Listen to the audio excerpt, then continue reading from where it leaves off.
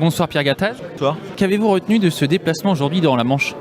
La Manche, c'est un beau département. J'ai visité 2 entreprises. La croissance revient, la confiance est revenue et qu'il faut continuer de bien d'aider nos entreprises à trouver des compétences, car le problème principal qu'on a, c'est de trouver des personnes pour nous aider, donc des talents, des compétences qu'on ne trouve pas. Ça, c'est le premier point. Et deuxième point, il faut continuer d'améliorer la simplification de notre environnement législatif, réglementaire, car la plupart des entreprises que je vois dans ce département sont des PME, souvent des PME familiales, donc des PME qui travaillent dans la durée, qui font attention à leurs salariés, qui font attention à l'environnement, donc très vertueuse, mais qui souffre en effet soit de ne pas trouver de talent, de compétences aujourd'hui, soit d'une complexité extrême.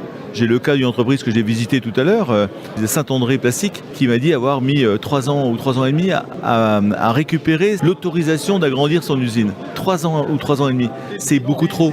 Et vous, dans votre exposé, vous preniez la Suisse en exemple. Oui, je prends beaucoup la Suisse en exemple parce que la Suisse n'est pas très connue des Français d'abord. Ils ont 3% de chômage, ce qui est absolument extraordinaire. Ils ont 7% de chômage des jeunes. Nous, on en a 25%. Et ils ont un système d'apprentissage absolument extraordinaire puisqu'ils n'ont que 20% de bacheliers. Nous, on en a 80% au bac. Eux, ils en ont 20%. Donc les autres, tous les 80 autres pourcents, sont des apprentis alternants. Et c'est les branches et les entreprises qui pilotent le système d'apprentissage. Les gamins sont heureux.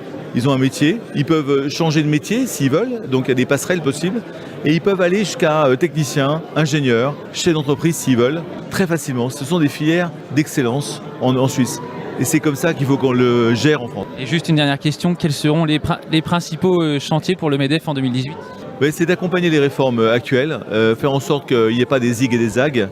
Donc c'est de l'accompagnement pédagogique, de l'accompagnement sur le terrain, c'est d'expliquer aux entreprises de territoire, nos PME, nos TPE, les bonnes choses, les réformes en cours. Et puis d'être très vigilant sur les réformes qui vont pas assez loin ou les bêtises économiques à éviter. Il faut qu'on fasse attention à l'apprentissage. L'apprentissage, il faut que ce soit piloté par les branches. Typiquement l'assurance chômage, il faut ne pas alourdir le système. Il faut simplifier d'une façon générale. Et toutes les réformes qu'on doit faire en France, il faut être obsédé par l'objectif de création d'emplois. Est-ce que cette réforme, elle crée de l'emploi ou elle en détruit ? Je crois qu'on devrait passer toutes nos réformes à l'aune de la création d'emplois.